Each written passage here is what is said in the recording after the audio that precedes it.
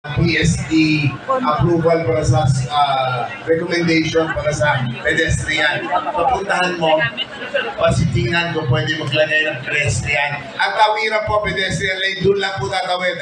Hindi po sa labat. Benepisyo sa ngayon. Okay.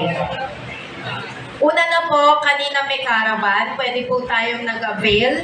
Nandun din po lahat ng requirements na kailangan. Siyempre, as it goes, Ma'am Dayan, taga Copernico. Dayan. Ma'am Dayan.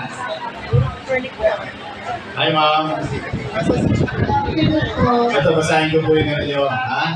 Maaari po ba makahingi ng financial assistance ang PWD kahit wala pang PWD ID at hindi pa updated yung kanyang PED assessment?